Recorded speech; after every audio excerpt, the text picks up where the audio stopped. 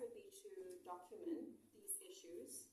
Like, so if the child has bitten you or thrown things at you, if you have pictures of bruises, take pictures. If you've been to the doctor, keep a record. Or if you've told your employer or friends, make sure you keep a record of like your WhatsApp record, your chat record, because it could be grounds for termination. For example, the worker can say that I don't feel safe anymore working in this environment. This is someone with special needs, which I don't have the special skills to deal with.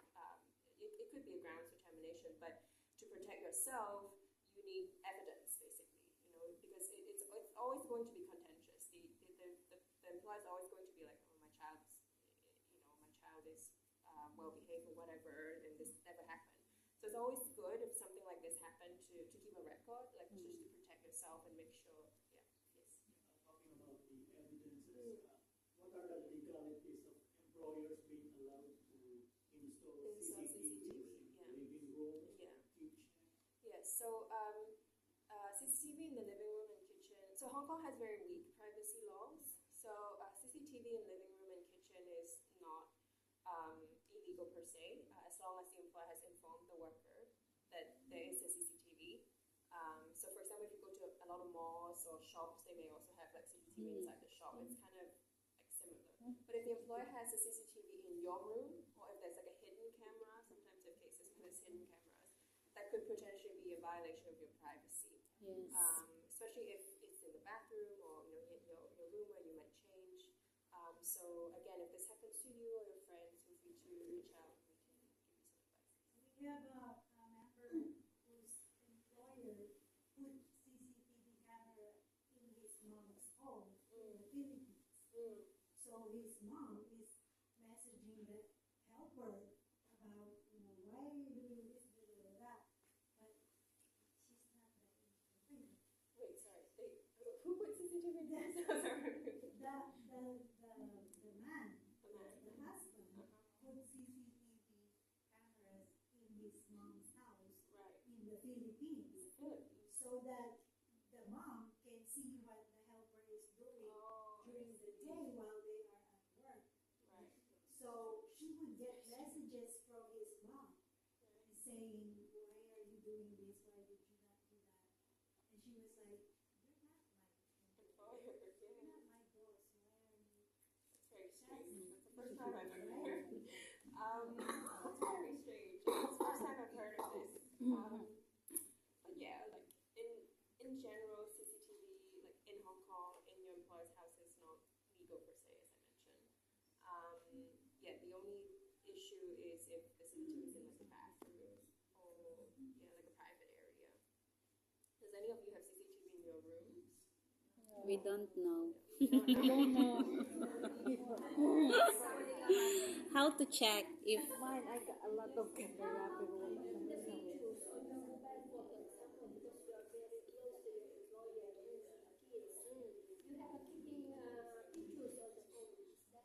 So that's a very good question. So keeping videos of your employer or the kids, yes, because as I said, Hong Kong has no law to stop you from doing that. But it can become an issue with the employer, so make sure you talk to them and you ask them. Social media is another issue. Like nowadays, people post things online all the time.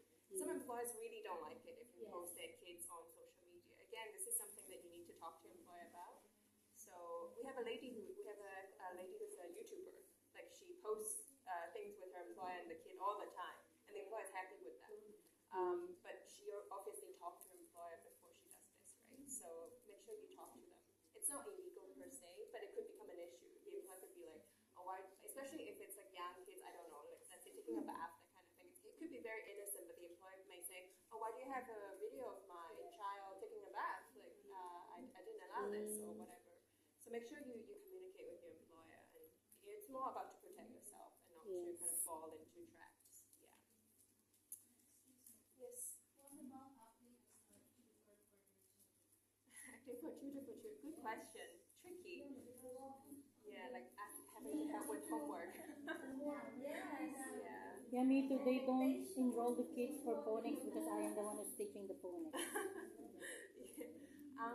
Again, it's tricky whether it is domestic duties or not. I guess it's something that you need to, like, technically the employer should have told you that this is expected of you. Like the employer should have told you during the interview that they expect you to help with the kids' homework. And if you're not comfortable, if you're like me, for example, my math is terrible. Like if someone asks me to help them with that math homework, I'm gonna say no because I'm gonna do it wrong. Right? So like this is something that again you can discuss with your employer. I think unfortunately a lot of the protections for domestic worker is not very black or white. You know, like tutoring, for example. It's not technically domestic duty, but is it serious enough to say they breached their contract? Not really. So I guess it's more up to whether you're comfortable doing it and whether the employer has told you that they need this help. Yeah. So I think a lot of it is about open communication. I know it can be hard, but if you're interviewing for a new employer, make sure you talk to them about all these issues so that you know what you're entering into, right? And you also protect yourself and make sure you're not being asked to do something that you don't want to or that you're not comfortable with. Let's see. Yeah, so as I mentioned, the domestic duty is included in your contract. So if there are special requests, it should be listed here. I think that's it. That's all that I want to talk about. Are there any other questions about? Yeah. How to calculate the long service? You want to know how to calculate long service? So, Sana all. May long service. Wow. okay. So, under what circumstances are you guys entitled to long service? Do you know? How many years do you need to have worked for your employer? 3 contracts. 20 years. So, you have to work for 5 or more years. 8 years. You've worked for 8 years, yes, so you qualify. So you have to work for 5 or more years, and the employer has to be the one to let you go. Okay, so if you terminate your own contract, even if you work for 20 years, technically you're not entitled to long service. So yes. So Alam nyo na. Sorry? Kailangan sila yung mag-terminate. 24 years. So either your employer said, I don't need you anymore because the kids are grown up or we are moving to another country or whatever, so I'm not going to renew, then yes, you will be entitled. Or if the employer said, okay, I'm terminating the contract for whatever reason, then yes, you are entitled to. But if you say, oh, I have a family emergency, I have to terminate the contract early and go home, or if you say, I don't want to renew because even if I work for you for 20 years, actually I don't really like you, just joking, but then you're not technically you're not entitled to long service. So the employer has to be the one to let you go. So it's not true that if you have 5 years, It's not automatic. It's not automatic. it depends on Yes, it depends on the reason for termination. Okay, it's not automatic. So be very careful. I know a lot of ladies who work for a really long time, and then there's this issue of will they or will they not get long service. What we try to do, of course, is even if maybe you were the one who initiated the termination, or there's some argument about how the termination happened, we will try our best to fight, like we did for Marianne. But again, if you have discussions with your employer close to your termination, always good to keep a record. I know a lot of things are said face to face, but let's say the employer say, oh, actually, we don't need you anymore because the kids are really old, so we're probably not going to renew. Make sure you have that like either on a recording, like you have a recording of that, or you have like a WhatsApp record, because if it comes down to he said, she said, then it's often really hard to argue that you're entitled to long service. So it's not for granted, it's not automatic. But we at HELP, we try our best to fight for our clients for long service. So all the employers know about the long service, or are they aware of it, or I don't know if all the employers know. yeah, I think for all of are them. they aware that of course it's So I think because there are some yeah. employers that they don't know about it, they haven't heard about it. Yeah, so I see some cases where when the worker is close to getting long service, they will terminate and ask the worker to sign with a different member of the family. So for the first 2 contracts with the wife, the second 2 contracts with the husband, and then they go. So they want to cut it so that the worker cannot say they've served the same family for like a continuous period of time. It's tricky. But again, if any of you or your friends have any issue, feel free to reach out. Any other questions? Yeah. I read the contract the other day, ma'am, and then I read there that the DH is entitled for the vacation for 7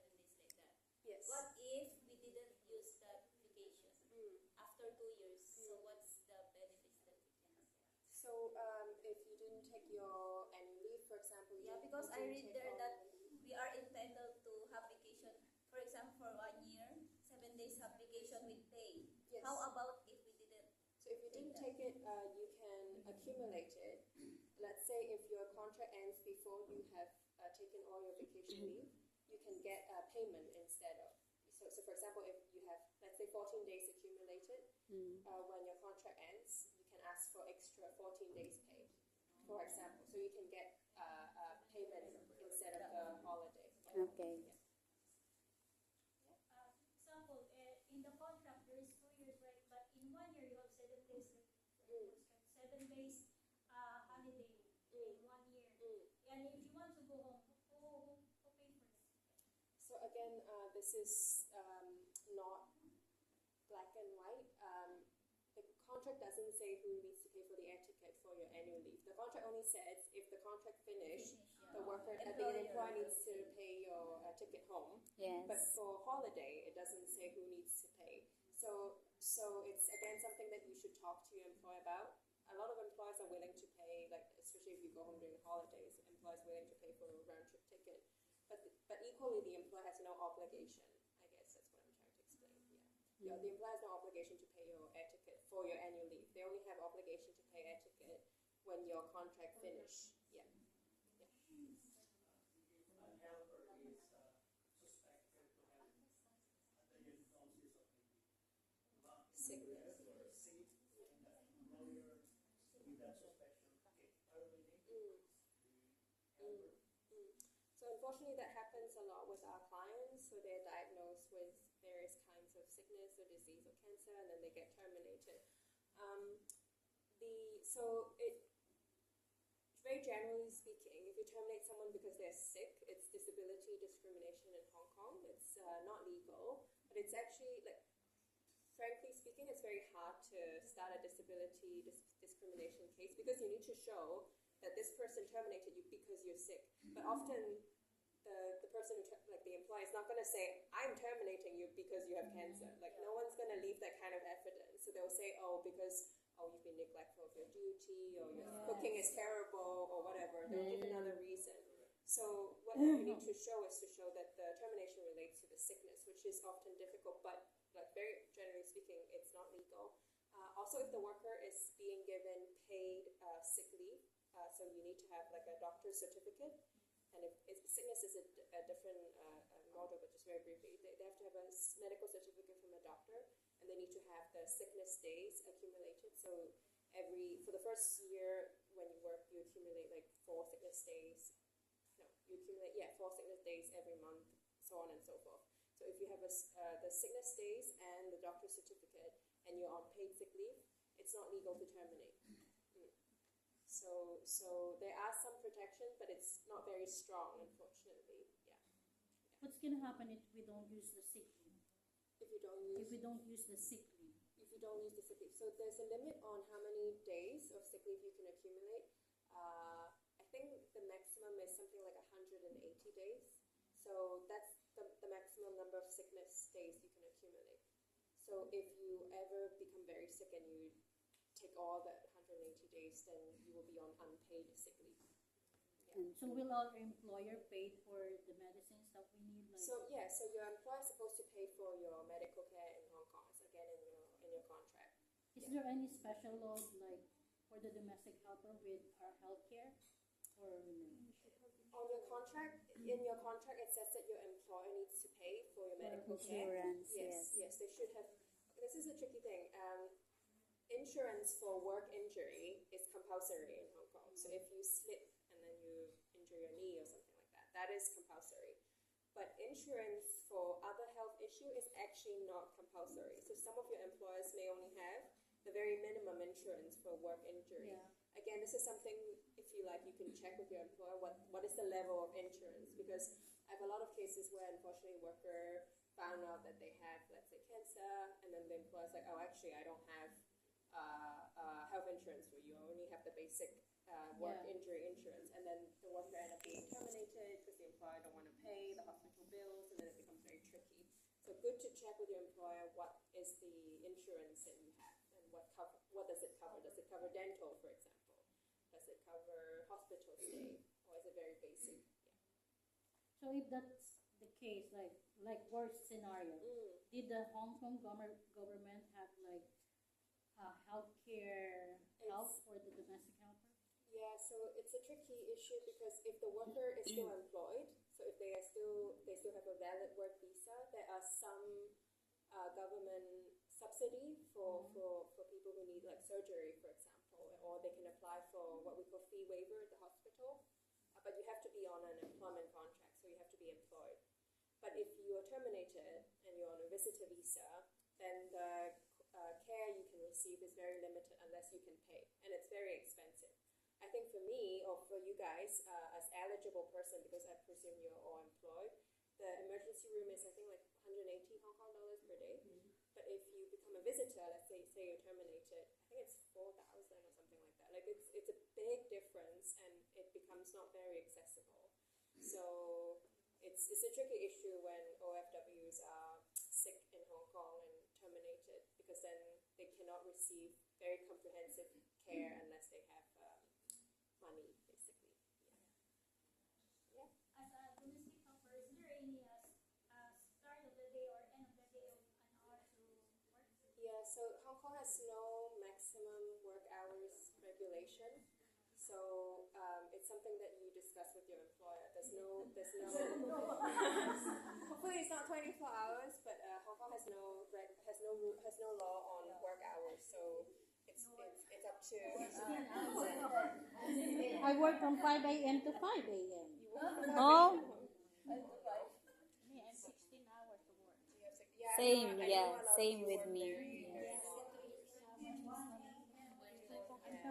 So it's 5 a.m. to 5 a.m. it's something good to Maswerte pa talk pala to your ako. employer about. Like, let's say if you have to look after someone who's elderly or child, maybe you Yes. can take a break in the middle, maybe you can take some additional rest. It's something you need to discuss with your employer, but there's no, again, black and white rule on this. How about if you finish contract and then you process a new employer? Yeah. Do you know how many weeks or months to process it?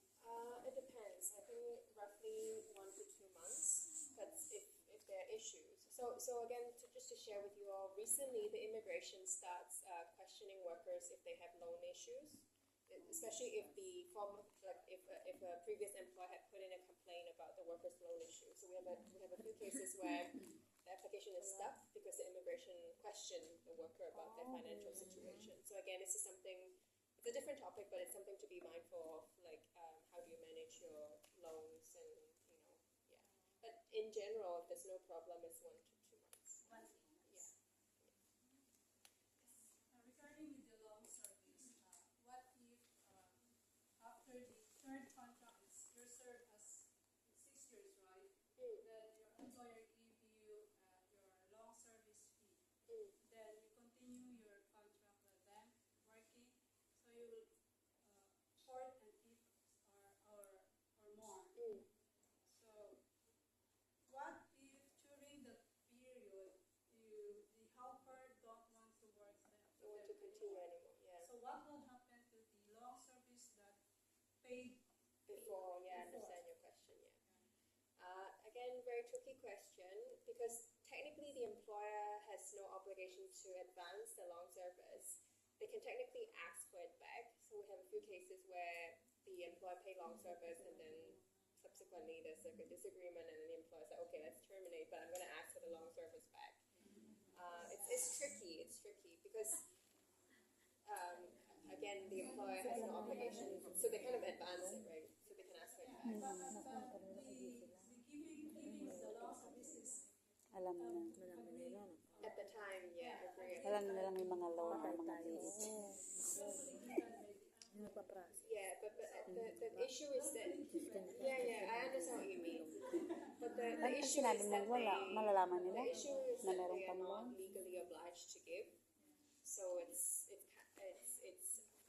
so they can kind of ask for it back. It's a little tricky. So we've had a few cases like this where we try to argue for the worker, oh, it's a gift or it's a bonus, but it's not always possible. It depends a little bit on the discussion of what happened. But I don't have like a straight answer for those kind of situations. Yeah, I guess in general, very good idea to like document these things. Like if the employer advance long-term plans, make sure you sign a receipt or whatever, so that if there's a dispute in the future, you have some proof to protect yourself. Yes. So what protection can the helper and the employer can do so that later there will be no dispute? So it's always good to have things down in writing, especially something like this. Like something like, by mutual agreement, we agreed to, like my employer agreed to pay X amount to worker on this date. That's always good. If your condition is not ideal, it's always good to have like pictures or WhatsApp record or evidence, to support your case. What is not good is if everything is said orally and then you have no proof to support yourself. So make recordings, take pictures, sign documents, have a notebook yourself, keep records. That's always a good idea in general. Yeah. Yes. Yes, I know I'm aware of time. Yeah. For an hour. Yes. And I just want to be respectful of your time. This, I think, has been really, really helpful for a lot of people here. And so thank you for coming. Thank you. Before you conclude, can you just tell us a little bit about, you mentioned you have other workshops. Yes. Can you tell us a little bit about those? Sure. So we have a WhatsApp group for our activities. So this is our WhatsApp community. We regularly promote other activities, including our workshop, but also our yoga class. We have a program with the Kaduri Farm where we have a visit every Sunday. So these are all promoted on our WhatsApp group. So you can join our WhatsApp group for more information. You can also follow us on social media and get our updates from there. We have other workshops on managing your money, what to do with loans, what to do with termination, how to protect yourself online. So you can follow us and get the latest update. Yeah. Saturday session. We most of our activities on Sunday, unfortunately. Before, I'm from help also before. Oh, you've been at help From before. my case manager is Sir Danilo. They have workshop, but it's all summer. It's all most of our activities is on Sunday, and we're a bit short staffed at the moment, so we don't do a lot on Saturday. Yeah. Well, Rachel. Thank you. We thank you. Let's give a...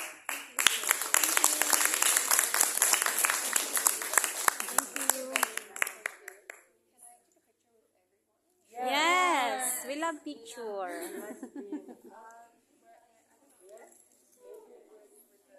Tapos na kami, guys.